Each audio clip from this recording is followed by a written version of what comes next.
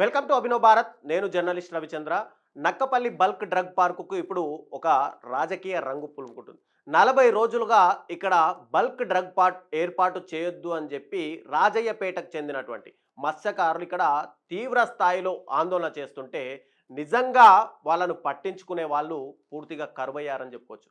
ఎలాంటి రాజకీయ ప్రమేయం లేకుండా బతకడం కోసం ఇక్కడ మత్స్యకారులు బల్క్ డ్రగ్ పార్కుకు వ్యతిరేకంగా చేస్తున్న అలు పెరుగని పోరాటానికి ఇక్కడ రాజకీయ పార్టీల మద్దతు ఒక్కసారిగా కరువు అవుతుంది. ఏ వైఎస్ఆర్సీపీ పార్టీ వచ్చి వాళ్ళకు మద్దతు ఇచ్చారు కదా, ఇటు షర్మిల కాంగ్రెస్ పార్టీ నుంచి మద్దతు ఇచ్చారు కదా అని చెప్పుకోవచ్చు. అసలు ఈ బల్క్ డ్రగ్ పార్కుకు మొదట ఎవరు బీజం పోశారు, అసలు ఈ బల్క్ డ్రగ్ పార్క్ అంటే ఏంటి అనేది మనం ఒక్కసారి తెలుసుకుంటే మన దేశంలో ముఖ్యంగా మనందరికీ గుర్తుండే ఉంటుంది. కరోనా టైంలో మన దగ్గర ఫార్మాసిటికల్కి సంబంధించి ఏవైనా మెడిసిన్స్ తయారు చేసుకోవాలంటే చాలా ఇబ్బందికర పరిస్థితులు నెలకొన్నాయి. మన దేశ ఔషధ రంగ భవిష్యత్తును పూర్తిగా మార్చే సత్తా ఉన్న మెగా ప్రాజెక్టే ఈ బల్క్ డ్రగ్ పార్క్ అనేది. కరోనా సమయంలో ఎదుర్కొన్న ఇబ్బందులను దృష్టిలో పెట్టుకొని కేంద్రం అనేది వైద్య రంగం పైన ఇక్కడ ప్రత్యేక దృష్టి పెట్టింది. కోవిడ్ టైంలో అసలు మాస్కులను కూడా భారీగా ఉత్పత్తి చేయలేని పరిస్థితుల్లో నిజంగా మన వైద్య రంగం అనేది ఉండేది. విపత్తును, ఎలాంటి విపత్తునైనా సరే ఎదుర్కోవాలి, రాబోయే విపత్తులను, ఏ దేశం నుంచి ఎలాంటి వైరస్ వచ్చినా సరే మనమే దానికి మందులు కనుక్కోవాలి అనే ఉద్దేశంతో కేంద్ర ప్రభుత్వము ఒక ప్రత్యేక ప్రణాళికలు రచింది. అందులో భాగంగానే దేశంలో అతిపెద్ద బల్క్ డ్రగ్ పార్కులను ఏర్పాటు చేయాలని అప్పట్లో భావించింది.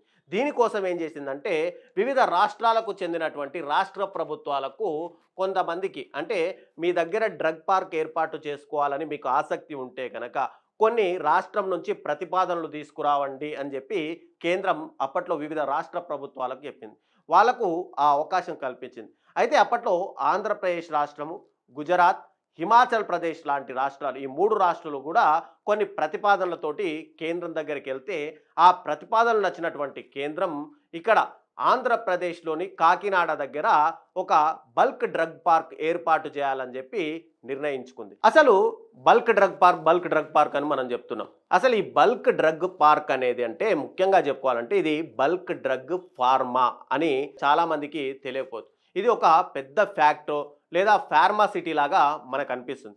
కానీ దాని ప్రాముఖ్యత ఏదైతే ఉందో అది దానికి అంతకు మించి రెట్లు కూడా చాలా వరకు ఉంటుంది. అసలు మెడిసిన్ పనిచేయడానికి మనకు ముఖ్యంగా ప్రధాన కారణం ఏంటంటే అందులో ఉండేటువంటి బల్క్ డ్రగ్ లేదా యాక్టివ్ ఫార్మాస్యూటికల్ ఇండిగ్రెంట్స్. ఇది ఒక ట్యాబ్లెట్, మనం ఎగ్జాంపుల్గా చెప్పుకుంటే ఒక ట్యాబ్లెట్ మనందరం ఏదైనా ఫీవర్ వచ్చినా లేదంటే ఒళ్ళు నొప్పులు వచ్చినా ఏదొచ్చినా కూడా ఒక ట్యాబ్లెట్ వాడుతుంటాం. అందులో వాడే ఒక ఇండిగ్రెంట్స్ మెయిన్గా ఈ బల్క్ డ్రగ్ పార్క్లో తయారవుతాయి. కానీ ఆ ట్యాబ్లెట్ ఆకారం, రుచి అన్ని వాతావరణానికి తట్టుకునేందుగా ఉండేందుకు దాంట్లో కొన్ని పదార్థాలను కలుపుతారు. ఈ బల్క్ డ్రగ్ పార్కు పెద్ద ఫ్యాక్టరీలలో అంటే రసాయన చర్యల ద్వారా తయారు చేస్తారు. వాటిని అక్కడ శుద్ధి చేసి ఆ నాణ్యత పరీక్షించిన తర్వాత మందులు తయారు చేసే కంపెనీలకు ఆ బల్క్ డ్రగ్ ఇంటిగ్రెంట్స్ అనేది పంపిస్తారు. ఈ కంపెనీలకు ఫార్ములేషన్ ప్లాంట్స్ అని కూడా అంటారు. ఈ ఫార్ములేషన్ ప్లాంట్లలో ఈ బల్క్ డ్రగ్స్ను ఇతర పదార్థాలతో కలిపి ట్యాబ్లెట్లు కానీ, సిరప్స్ లాంటి లేదంటే క్యాప్సల్స్ లాంటివిగా వాటిని మారుస్తుంటారు. అందుకే ఈ బల్క్ డ్రగ్ పార్క్ అనేది చాలా ఇంపార్టెంట్ అని చెప్పుకోవచ్చు. దీన్ని ముఖ్యంగా ఆంధ్రప్రదేశ్లో పెట్టడానికి ఏంటంటే ఇక్కడ కెమికల్స్ అండ్ ఫెర్టిలైజర్స్ డిపార్ట్మెంట్ అనేది కేంద్రం నుంచి ఉంటుంది. ఈ డిపార్ట్మెంట్ అనేది ఫార్మాసిటికల్స్కి సంబంధించి మెయిన్గా ఉండే డిపార్ట్మెంట్. ఇవి స్టేట్ గవర్నమెంట్ ఏదైతే ఇంప్లిమెంట్ ఏజెన్సీలు ఎస్ఐఏకి సంబంధించి legal entity and carry out scheme కింద అంటే డే టు డే ఆపరేషన్లన్నీ కూడా ఈ డిపార్ట్మెంట్ ఆఫ్ ఫార్మాసిటికల్స్ చూసుకుంటుంది. అంటే ఈ బల్క్ డ్రగ్ పార్క్ ఏర్పాటు చేయడానికి ఎక్కడ అనువైన ప్లేస్ ఉంది, అక్కడ బల్క్ డ్రగ్ పార్క్ ఒకవేళ కెమికల్స్ వస్తే కనుక అవి అక్కడ నుంచి ఎలా తరలించాలి, అక్కడ వచ్చేటువంటి కాలుష్యాన్ని ఎలా నియంత్రించాలి అనేది మొత్తం కూడా ఈ డిపార్ట్మెంట్ అనేది చూసుకుంటుంది. అయితే ఇప్పుడు ఆంధ్రప్రదేశ్లో పెడుతున్నటువంటి బల్క్ డ్రగ్ పార్క్ ఏదైతే ఉందో ఆ బల్క్ డ్రగ్ పార్క్ అనేది ఇక్కడ ఆంధ్రప్రదేశ్లో పెడితే కనుక సెల్ఫ్ రిలయంట్గా మారే అవకాశాలు ఉన్నాయి. అంటే ముఖ్యంగా మనం ఏదైనా మెడిసిన్ తెచ్చుకోవాలంటే ఇతర దేశాల మీదనే ఎక్కువగా ఆధారపడతాం. అంటే మెడిసిన్ ఇక్కడనే తయారవుతుంది ఫర్ ఎగ్జాంపుల్గా.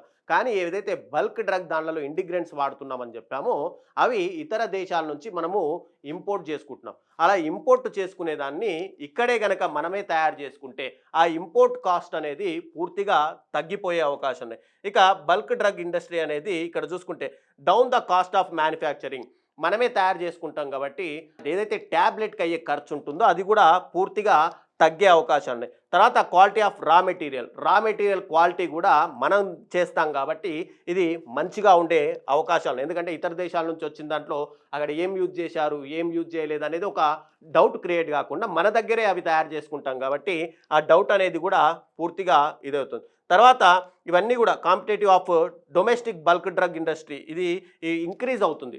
బల్క్ డ్రగ్ ఇండస్ట్రీలో ఇవి మనం కనుక ఇక్కడే ఈ ఇంటిగ్రెంట్స్ కనుక తయారు చేసుకుంటే అక్కడ ఫార్మాసిటికల్ కంపెనీలు కూడా ఇంకా పెరిగే అవకాశాలు ఉన్నాయి. కొత్త కొత్త మెడిసిన్స్ మన దగ్గరే తయారు చేసే అవకాశాలు ఉంటాయి. మరోవైపు ఇతర దేశాల నుంచి ఇంపోర్ట్ చేసుకునే ఏదైతే కాస్ట్ ఉందో ఆ కాస్ట్ కూడా పూర్తిగా తగ్గిపోయే అవకాశాలు అయితే ఉన్నాయి. అయితే ఇది బాగానే ఉంది. బల్క్ డ్రగ్ పార్క్ పెట్టడం ఒక హర్షించదగిన విషయం. ఎందుకంటే ఇతర దేశాలపైన ఆధారపడకుండా మనమే స్వయంగా తయారు చేసుకునే వెసులుబాటు ఉంటుంది.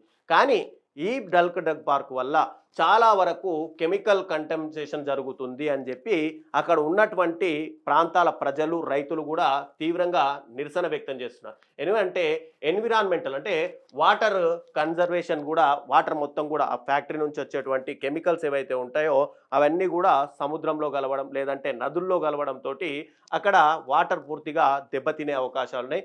గ్రౌండ్ వాటర్ అనేది కూడా పూర్తిగా కెమికల్ అయ్యే అవకాశం ఉన్నాయి. ఇక ఫార్మర్స్ ల్యాండ్కి సంబంధించి రైతులకు అందరికీ కూడా ఈ కెమికల్స్ నుంచి వచ్చేటువంటి రసాయనాలతో గ్రౌండ్ వాటర్ ఇదవ్వడం వల్ల ఆ పంటలు కూడా పూర్తిగా దెబ్బతినే అవకాశాలు ఉన్నాయి. అవి కనుక మనము తింటే క్యాన్సర్ లాంటి రోగాలు అంటే స్కిన్ క్యాన్సర్ కావచ్చు ఇతర లంగ్ క్యాన్సర్లు కూడా వచ్చే అవకాశాలు ఉన్నాయి. తర్వాత గ్రౌండ్ వాటర్ పొల్యూషన్ పూర్తిగా గ్రౌండ్ వాటర్ అనేది పొల్యూట్ అయిపోతుంది. అందుకే ఇంకా తర్వాత ఎకలాజికల్ సెన్సిటివిటీ చూసుకుంటే కనుక ఇదంతా కూడా కోస్టల్ ఏరియా కాబట్టి సముద్రంలో ఉన్నటువంటి చేపలపైన అక్కడ ఉన్నటువంటి మత్స్యకారులందరూ కూడా ఆధారపడి ఉంటారు.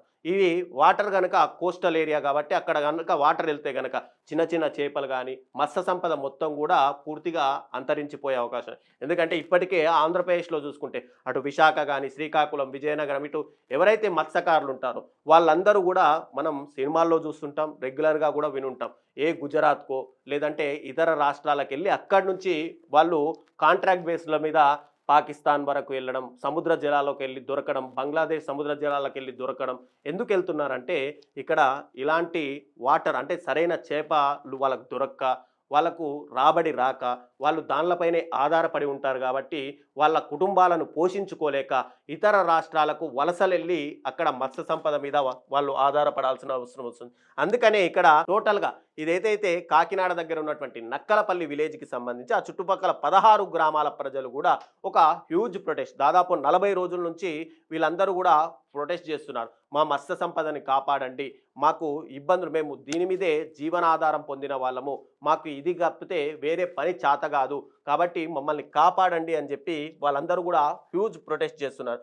పబ్లిక్ కూడా అపోజ్ చేస్తున్నారు. ఎందుకంటే ఇది కేవలం మత్స్య సంపదకు సంబంధించిందే కాదు అగ్రికల్చర్ కానీ ఫిషింగ్ కానీ టోటల్గా అందరూ కూడా అక్కడ ఉన్నటువంటి ప్రతి ఒక్కరు కూడా దీని ద్వారా హెల్త్ పాడవుతుంది, ఇన్కమ్ అనేది పూర్తిగా వాళ్ళకు తగ్గిపోయే అవకాశం ఉన్నాయి కాబట్టి వాళ్ళందరూ కూడా ఇక్కడ ప్రొటెక్ట్ చేస్తున్నారు. ఇక హెల్త్ రిస్కులు మనం ఇందాక మాట్లాడుకున్నట్టు ఫార్మాసిటికల్కి సంబంధించి ఏవైనా కెమికల్స్ కనుక సముద్ర జలాల్లో ఫర్ ఎగ్జాంపుల్ మాట్లాడుకుంటే హైదరాబాద్ మూసీ నది అంటే అది ముచ్చుకుందా నది అని చెప్పి ఒక పవిత్రమైన నదిగా భావించేవాళ్ళు. అలాంటి ముచ్చుకుందా నది ఈరోజు ఆ చుట్టుపక్కలకి వెళ్ళాలంటేనే ముక్కు పట్టుకొని వెళ్ళాల్సిన పరిస్థితి.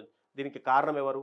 అక్కడ ఉన్నటువంటి ఫార్మాసిటికల్ కంపెనీలు. వాటి నుంచి వచ్చే వ్యర్థాలన్నీ కూడా ఆ ముచ్చుకుందా నదిలో పూర్తిగా పంపేయడంతో అది కాస్త మూసీ నదిగా ఆ మూసీ నది దగ్గరికి చుట్టుపక్కలకి వెళ్ళడానికి కూడా పూర్తిగా వెళ్ళలేని పరిస్థితి కూడా నెలకొంది. అలాంటి పరిస్థితులు ఇక్కడ ఈ ఫార్మాసిటికల్ కంపెనీల వల్ల వస్తాయని చెప్పి అక్కడి ప్రజలు కూడా ఇబ్బంది పడుతున్నారు. అయితే ఇక్కడ మొత్తంగా చూసుకుంటే ఈ బల్క్ డ్రగ్కి సంబంధించి దాదాపుగా కేంద్ర ప్రభుత్వము దాదాపు 1,75,000 కోట్ల రూపాయలు ఫైనాన్షియల్ ఇయర్కి సంబంధించి విడుదల చేస్తామని చెప్పారు. ఇది ఏం చేశారంటే మొదటగా కాకినాడ దగ్గర ఈ బల్క్ డ్రగ్ పార్క్ ఏర్పాటు చేయాలని చెప్పి మొదటి ప్రపోజల్ అయితే వచ్చింది.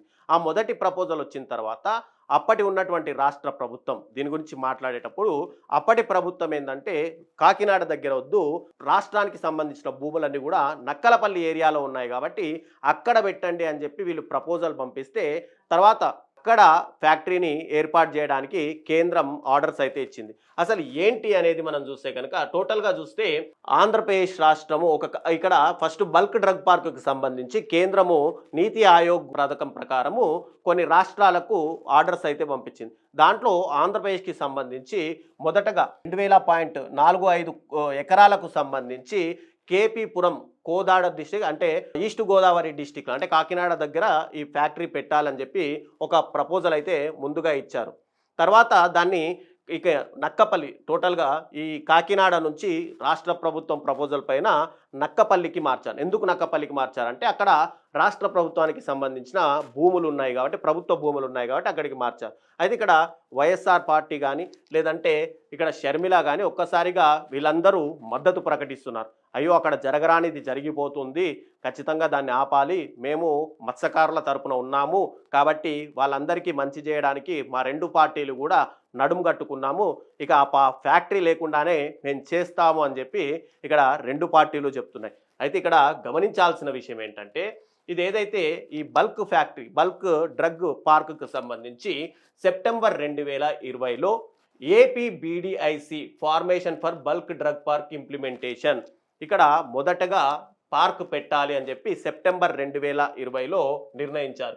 ఏంటి ఏపీడీఐసి అంటే కనుక Andhra Pradesh bulk drug infrastructure corporation limited అనేది ఇక్కడ పెడదాము అని చెప్పి ఒక ఇంప్లిమెంటేషన్ ప్రపోజలు రాష్ట్ర ప్రభుత్వానికి తీసుకొచ్చింది. ఇక్కడ అందరూ గుర్తుపెట్టుకోవాల్సింది సెప్టెంబర్ 2020 అప్పుడు అధికారంలో ఉన్నది ఎవరు? ఖచ్చితంగా వైఎస్ జగన్మోహన్ రెడ్డి. మరి ఇక్కడ అదే పార్టీకి సంబంధించి మేము వాళ్ళందరికీ కూడా తోడుగా ఉంటాం, అక్కడ ఫ్యాక్టరీ రాకుండా చేస్తామని ఇదే వైఎస్ఆర్సీపీకి సంబంధించిన నాయకులు జగన్మోహన్ రెడ్డి కూడా ప్రతిసారి స్టేట్మెంట్లు ఇస్తున్నారు. మరి ఈ అప్రూవల్ జరిగింది పీరియడ్ ఆఫ్ జగన్మోహన్ రెడ్డి సీఎంగా ఉన్నప్పుడు. అయితే ఆగస్టు 2020లో సెంటర్ అప్రూవల్ ఇచ్చింది. ఏంటంటే డిపిఆర్ ఫర్ కాకినాడ సైట్లో ఈ బల్క్ డ్రగ్ ఫ్యాక్టరీ పెట్టుకోండి అని చెప్పి.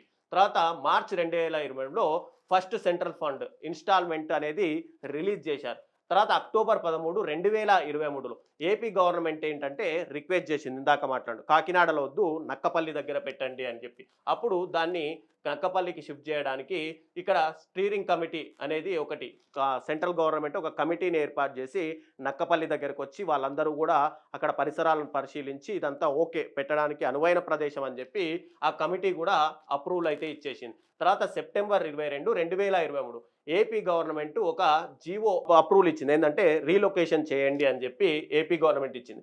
తర్వాత డిసెంబర్ 7, 2023లో department of pharmaceutical approved revised DPR to Nakkapalli సైట్లో అప్రూవల్కి ఇక్కడ ఫార్మాసిటికల్ కూడా అప్రూవల్ ఇచ్చింది. జనవరి 2, 2024లో అడ్మినిస్ట్రేటివ్ శాంక్షన్ ఏపీ గవర్నమెంట్కు దాదాపుగా 1876.66 కోట్ల రూపాయలని కేంద్రం ఫస్ట్ విడతగా రిలీజ్ కూడా చేసింది. తర్వాత మార్చ్ 2024లో టెండర్లు ఇన్వైట్ చేశారు. అక్కడ ఫ్యాక్టరీ పెట్టడానికి ప్రైవేట్ వ్యక్తులను వచ్చి టెండర్లు వేయాలి, ఆ కన్స్ట్రక్షన్ చేయాలి అని చెప్పి. కానీ అప్పుడు టెండర్లలో ఎవరు కూడా పాల్పంచుకోలేదు. ఇక మార్చ్ 2026లో planned completion account of relocation delay, అప్పటి నుంచి అది డిలే అవుతూనే వచ్చింది. తర్వాత రాష్ట్ర ప్రభుత్వాలు మారిపోయాయి. అయితే మార్చ్ 2026 వరకు ఆ డ్రగ్ ఫ్యాక్టరీ మొత్తం కూడా పూర్తిగా కంప్లీట్ చేయాలని చెప్పి వీళ్ళు ఒక లక్ష్యం అయితే పెట్టుకున్నారు.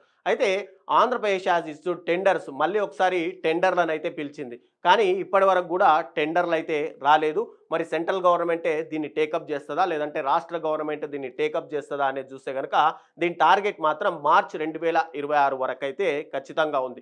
మరి అంతలోపు ఈ నిర్మాణాలు పూర్తవుతాయంటే అయ్యే అవకాశాలు అయితే ఖచ్చితంగా లేవు. ఎందుకంటే ఇంకా 4-5 నెలల సమయమే ఉంది. మరోవైపు అక్కడ ఉన్నటువంటి మత్స్యకారులు, రైతులు, 16 గ్రామాలకు సంబంధించిన ప్రజలందరూ కూడా ప్రొటెస్ట్ చేస్తున్నారు కాబట్టి అది జరిగే అవకాశాలు ఉన్నాయా అంటే జరిగే అవకాశాలు లేవు. కానీ ఏదైతే వైఎస్ఆర్సీపీ పార్టీ చెప్తుందో వాళ్ళే అప్రూవల్ ఇచ్చి ఇప్పుడు వాళ్ళే అపోజ్ చేస్తున్న పరిస్థితి అయితే ఇక్కడ రాష్ట్రంలో నెలకొంది. కాబట్టి ఇప్పటికైనా కూటమి ప్రభుత్వం అధికారంలోకి వచ్చింది కాబట్టి అక్కడ ఉన్నటువంటి మత్స్యకారులందరినీ కూడా వాళ్ళ జీవనోపాధి కోసం ఆల్టర్నేట్ చూయించడమా, లేదంటే ఈ నక్కపల్లి కాకుండా వేరే ప్రాంతాలకు ఏమైనా షిఫ్ట్ చేసే అవకాశాలు ఉన్నాయా, లేదా వాళ్ళకే ఏదైనా కాంపెన్సేషన్ కింద ఇవ్వడమా అనేది పూర్తిగా ప్రభుత్వం ఆలోచించాలి. కానీ ఇక్కడ గవర్నమెంట్ ల్యాండ్ కాబట్టి ప్రభుత్వము మా సొంత భూమిలోనే మేము నిర్మాణాలు చేసుకుంటాము అంటే మాత్రం చుట్టుపక్కల ప్రాంతాల ప్రజలకు సంబంధించి వాళ్ళ జీవనోపాధి పూర్తిగా దెబ్బతినే అవకాశాలు ఉన్నాయి. కాబట్టి కూటమి ప్రభుత్వం దీని గురించి ఒక కమిటీని వేసి ఈ ఆడిట్ ఏదైనా చేసి ఖచ్చితంగా వాళ్ళకి ఆల్టర్నేట్ చూపిస్తే కనుక వాళ్ళు కూడా అపోజ్ చేసే అవకాశాలు తక్కువగా ఉంటాయి. దీని మీద ప్రభుత్వం ఎలా నిర్ణయం తీసుకుంటుంది అనేది వెయిట్ చేసి చూడాల్సింది.